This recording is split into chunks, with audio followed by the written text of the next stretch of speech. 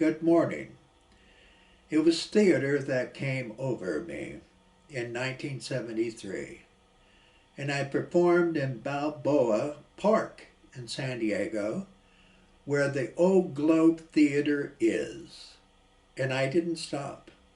And even to this very day, I still work within theater.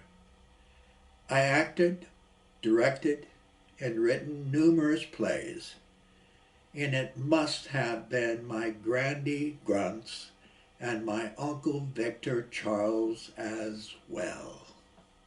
On November 25th, 1973, Victor Charles was in the television program Mannix in the episode of Search in the Dark.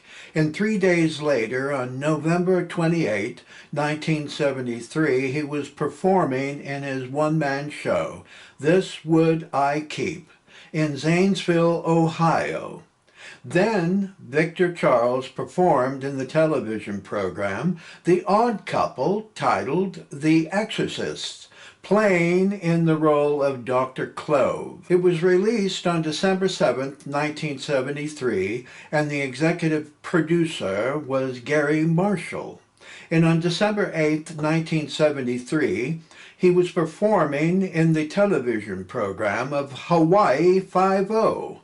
When being interviewed in this television program and asked about his early years when he played in the role of Sir John Falstaff in Henry IV, Part 1 at the Old Globe Theater, he commented, I suppose it was the foolishness of my youth at that time and told me I had to do it.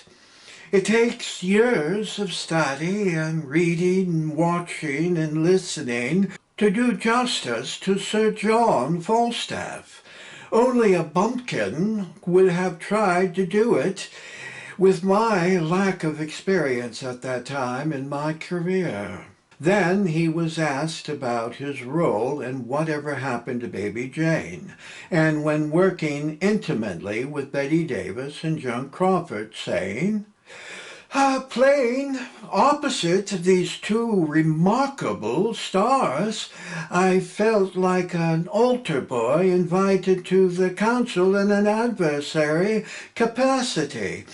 Bette Davis told me on a set on another movie we were doing together, and I was one of the few actors who have ever upstaged her. When questioned about his one-man shows he performed throughout America, he said, I go out to the campuses every year with a program of poetry readings, although I like to include something by James Boswell, an 18th century Scotsman, and Dr. Samuel Johnson. My program consists mainly of readings from 19th and 20th century American poets, Emily Dickinson, Dorothy Parker, and James Thurber.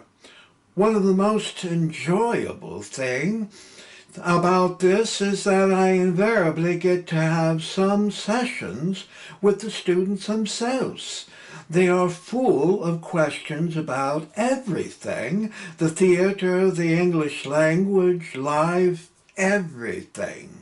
Finally, being asked about his international trips to perform in foreign motion pictures, he simply said, it's a good living and a good life. On December 19, 1973, Victor Charles was in the 90-minute television series of the Snoop Sisters, and it was the second episode of Corpse and Robbers, starring Helen Hayes and Mildred Natwick. And its first episode was The Female Instinct, aired on December 18, 1972. Corpse and Robbers aired on December 19, 1973. Victor Charles played the role of Nathan, and this was his only performance in the Snoop Sister programs. This was one of the most Productive years for Victor Charles's acting career by proving he was more than just a villain or buffoon in television programs and motion pictures. What he achieved most in 1973 was playing Sir John Falstaff in William Shakespeare's Henry IV, Part 1, at the Mark Taper Forum Auditorium. Hollywood finally took notice that the 6 foot 3 inch and 350 pounds actor was one of the greatest actors to ever play Sir John Falstaff on a theater stage. He won respect all alone by speaking the words of William Shakespeare and the poetry of W.B. Yeats and Dylan Thomas.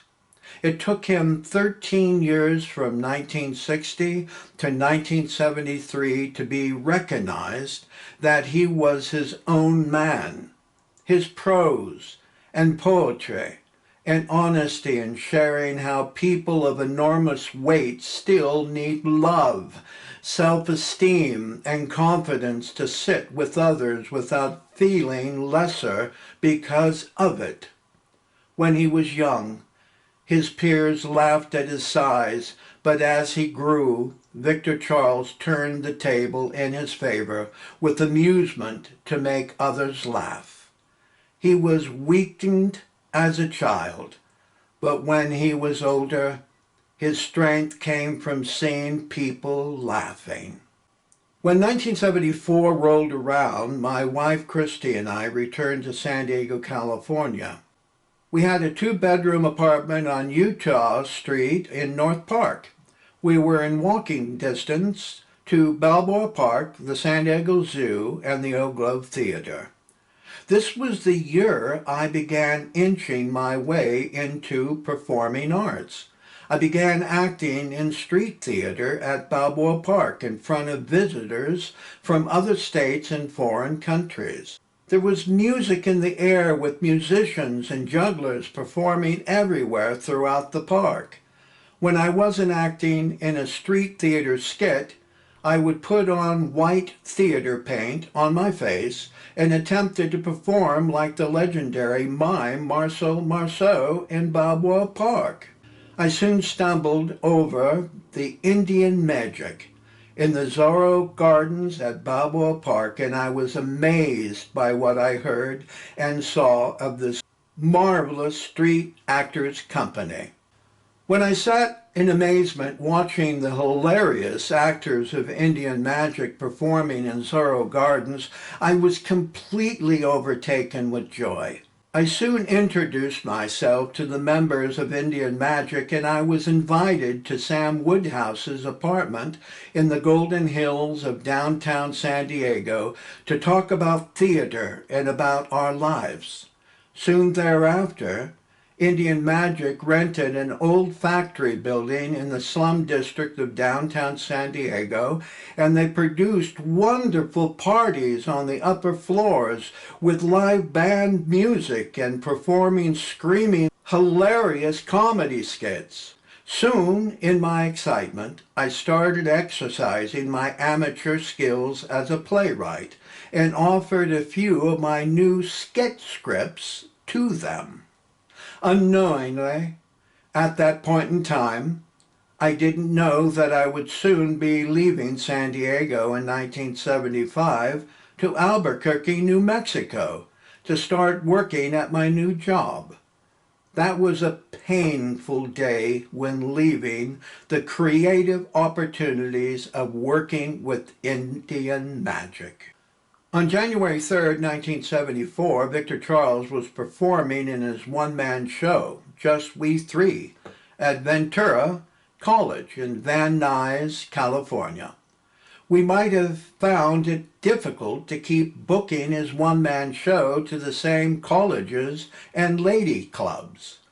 He may have become weary of flying from state to state and performing his same old material, bogging him down and making him bored. Whatever the reason was, his newspaper clippings were having a serious drought.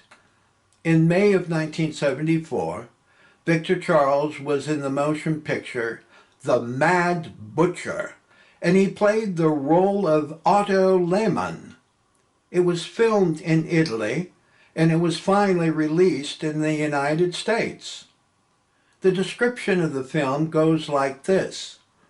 After being released from a mental hospital, Otto returns to his old job as a butcher. He tries to adjust to his new life, but after a bitter argument with his wife, he accidentally kills her.